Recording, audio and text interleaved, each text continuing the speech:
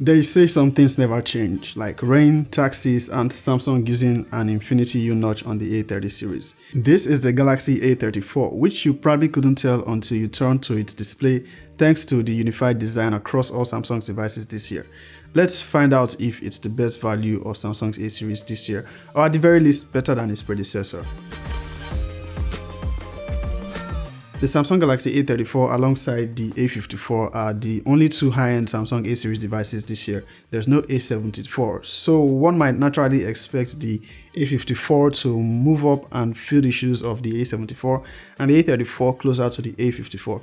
It is indeed closer to the A54 thanks to the Dimensity 1080 and probably edges out the A54 in certain areas. But it's probably not the jump in performance you are looking for coming from the A33. To be clear, it has improved in performance over the A33 in terms of stability and I'll say gaming, but not so much on cameras in my opinion. But we'll get to all these details later. Among the new A series, this looked the most like the S series, particularly because of the matte finish on the rear. Now why not glass? It's enough to fool anyone, at least until they see that famous notch Samsung seems to love so much. As a matter of fact, I think at the price this phone comes at, only Samsung has the audacity to apply such a notch. Speaking of price, the Galaxy A34 actually costs the same as its predecessor, going for about 236,000 naira. We're only getting one version in Nigeria, that is the one with 6 gigs of RAM and 128 gigs of storage. As you should already expect, there is no charger in the box with Samsung's devices, so you need to buy if you don't already own one. The A34 supports dual nano SIM cards alongside a micro SD card slot should you need more storage. Dwelling on the design similarities to the S series might make me start to sound like a broken record, cause I mentioned it in my A14 and A54 reviews, so it now sounds like old news.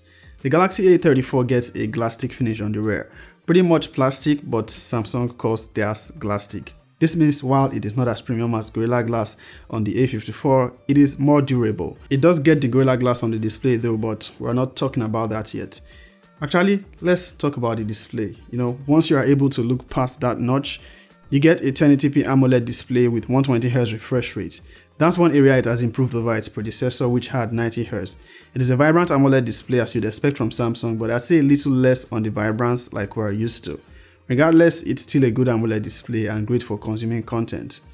Like most other mid-range Samsung devices, the A34 uses an optical fingerprint scanner, which works just fine.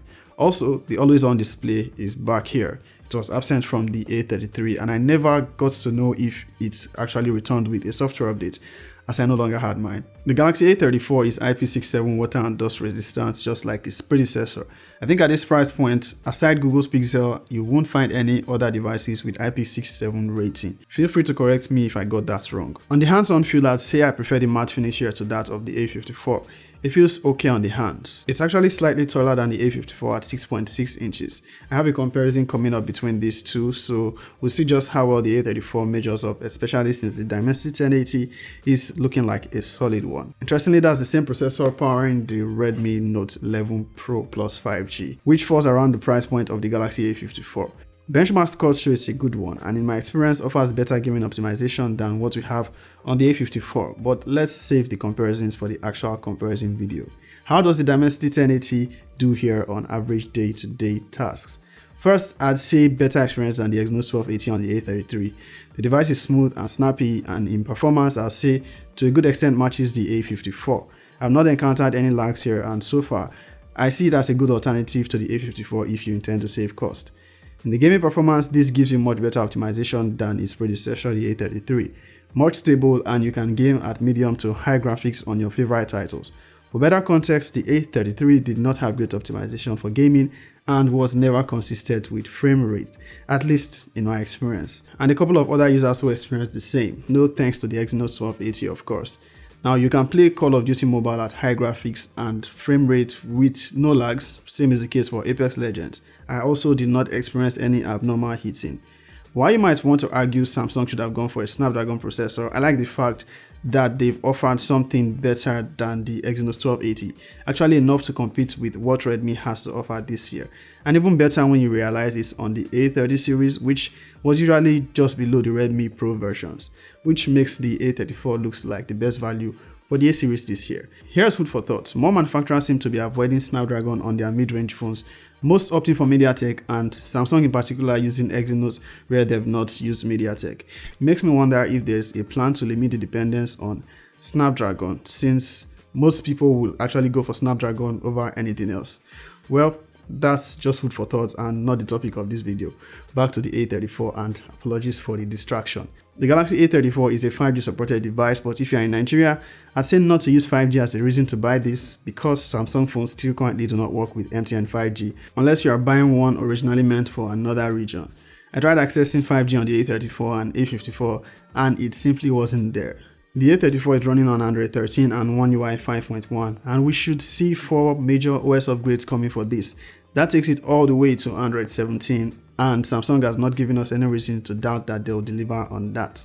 The One UI experience is mostly bug-free and allows you to truly experience the smoothness of the refresh rate. Again, much better than you would from its predecessor. Its battery life so far has not given me any cause for concern. It's steady lasting through the entire day of standard use. It is of 5000 mAh capacity and supports up to 25 watts fast charging. In the camera department, coming from the A33, nothing much has changed. The exact same camera configuration with the exemption of the depth sensor, which I'd say was irrelevant. The rear cameras are great and I found it satisfactory for the most part, but there are inconsistencies, sometimes with HDR processing. You might need a few shots to get the perfect one, but the cameras are just as impressive as you'd expect of a Samsung mid-range device, including with night mode shots. Where you might notice more inconsistencies is with the selfie camera. Sometimes the skin tone is just off, other times it's great. Sometimes HDR is absent, other times it's great.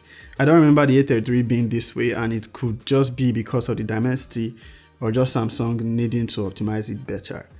It can shoot videos at 4K 30fps from both selfie and rear cameras. The rear camera has OIS, which works great at 1080p, but at 4K it's not as good.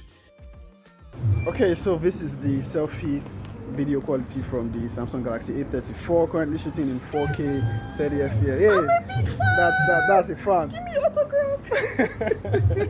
Valor reviews there. Alright, so selfie camera, 4K 30fps. HDR is looking good. How is the mic quality? How would you rate the video quality as well? The Samsung Galaxy A34 coming from the A33 is an improvement a bit in performance, and if you're wondering if it's an upgrade from the A33, I'd say to a reasonable extent yes, but if your A33 experience is smooth and not laggy, you should not upgrade. If however you're looking to choose between the A34 and A33, I recommend getting the newer A34. Also, I have a video in the works comparing it to the A54. You should definitely look out for that one. That's all from here. Peace.